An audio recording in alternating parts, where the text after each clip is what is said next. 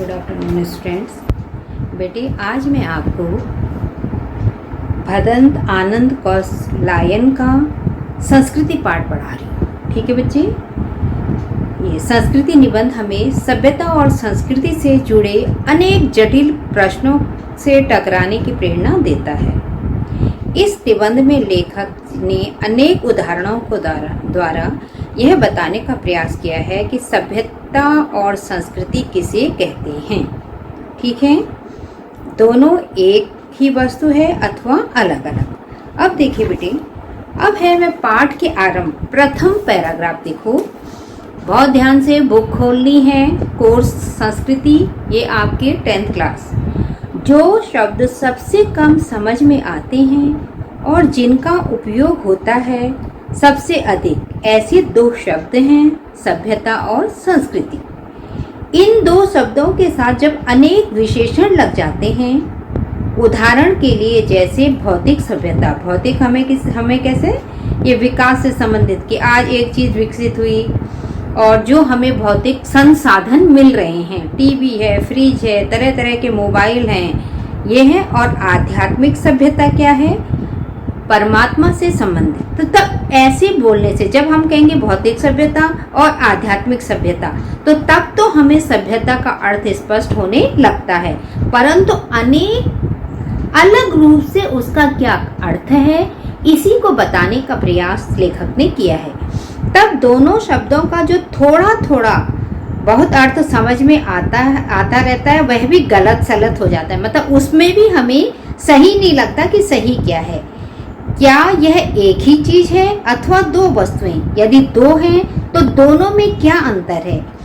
हम इसे अपने तरीके से पर समझने की कोशिश करें। कल्पना कीजिए उस समय कि जब मानव समाज का अग्नि देवता से साक्षात नहीं हुआ था, अर्थात जब तक हमें पता नहीं था कि आग क्या चीज है, आग का आविष्कार नहीं हुआ था, आग के बारे में हम नहीं जानते थे। आज तो घर घर चूल्हा जलता है। जिस आदमी ने पहल आग का आविष्कार किया होगा, वह कितना बड़ा आविष्कर्ता होगा, कि वो कितना बड़ा खोजी होगा, कितना बड़ा दिमाग वाला होगा जिसने सबसे पहले आग की खोज की। अथवा कल्पना कीजिए उस समय कि जब मानव को सुई धागे का परिचय नहीं था, सुई धागे के बारे में कोई नहीं जानता था। जिस मनुष्य के दिमाग में पहल यह बात आई होगी कि लोहे के एक टुकड़े को घिसकर उसके एक सिरे को छेद कर और छेद में धागा पिरोकर कपड़े के दो टुकड़े एक साथ जोड़े जा सकते हैं, वह भी कितना बड़ा आविष्कर्ता रहा होगा। दो उदाहरण दिए हैं, एक आग की खोज और एक सुई धागे की खोज। अब देखो बेटे, इन्हीं दो उदाहरणों पर विचार कीजिए। पहले उदाहरण में एक चीज है किसी व्यक्ति विशेष की आग का आविष्कार करने की शक्ति, और दूसरी चीज है आग का आविष्कार। अब देखो बेटे, जिस व्यक्ति ने सबसे पहले आग का आविष्कार किया, उसने अपनी बुद्धि और विवेक से काम लिया। उसके बाद जब क्या हुआ, फिर आग का आविष्कार हुआ। पर वो व्यक्ति जिसने सर्वप्रथम आग का आविष्कार किया, वो बाद वाले व्यक्ति से क्या है, श्रेष्ठ है। दूसरा है सुई धागे में एक चीज है सुई धागे का आविष्कार कर सकने की शक्ति, और दूसरी चीज है सुई धागे का आविष्कार। आप तो देखो सुई धागे पहल जिसने आविष्कार किया होगा, उसके बारे में लेखक बता रहे हैं कि वो कितना दिमाग वाला होगा। उससे प्रेरित होकर के सुई धागे से आगे आविष्कार होते रहे, और आज तो सिलने के, बुनने के अलग अलग तरीके आ गए हैं, अलग अलग चीजें आ गई हैं, परंतु बुनियाद कहाँ है, उसने जिसने सर्वप्रथम ये कार्य किया।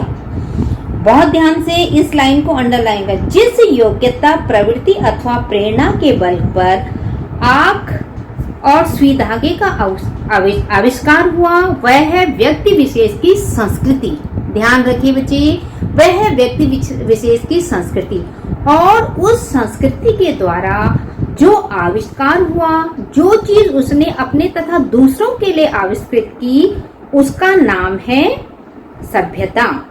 जिस व्यक्ति ने पहली चीज जितनी अधिक व जैसी परिष्कृत मात्रा में होगी, वह व्यक्ति उतना ही अधिक और वैसे ही परिष्कृत आविष्कार करता होगा। अब देखो बेटे, जिस व्यक्ति की बुद्धि उस समय पहल जितनी विकसित होगी, जिस आधार पे उसकी बुद्धि विकसित होगी और जो चीजें होंगी, जो संसाधन होंगे सीमित मात्रा में, पहली बार जिसने आविष्कार किया होगा वो ही वास्तव में संस्कृत है, वही वास्तव में क्या है, एक महान व्यक्ति है। परंतु दूसरे व्यक्तियों ने जब उसी आविष्कार को आगे बढ़ाया अपने लिए और जन कल्याण के लिए, दूसरों के लिए, जन कल्याण के लिए, तो वो हो गई हमारी सभ्यता। अब देखो बेटे, इसी क्वेश्चन, यहीं पे एक क्वेश्चन बनता है। मैं आपको केवल पैराग्राफ पढ़ाने पे एनसीईआरटी से जो मैं पढ़ाती हूँ, जो आपकी बुक लगी हुई है, और उसके आधार पे मैं पैराग्राफ के ही क्वेश्चन आपको समझाती हूँ। तो आपको ध्यान रखना है कि एक्सरसाइज के क्वेश्चन इसी पे आधारित हैं, तो आपने बहुत ध्यान से हर पैराग्राफ को समझना है। अब क्वेश्चन बनता है, लेखक ने संस्कृति और सभ्यता को किन उदाहरणों द्वारा समझाया? तो सीधा आंसर आ जाएगा, लेखक ने संस्कृति और सभ्यता को आग और सुई धागे के उदाहरणों से समझाया। पहले उदाहरण में किसी व्यक्ति विशेष की आग के आविष्कार करने की शक्ति, और दूसरी चीज है आग का आविष्कार। दूसरे उदाहरण में सुई धागे का आविष्कार करने की शक्ति, और दूसरी चीज है सुई धागे का आविष्कार। अब ये महत्वपूर्ण है, जिस योग्यता प्रवृत्ति के बल पर आग व सुई धागे का आविष्कार हुआ वह है व्यक्ति विशेष की संस्कृति, और उस संस्कृति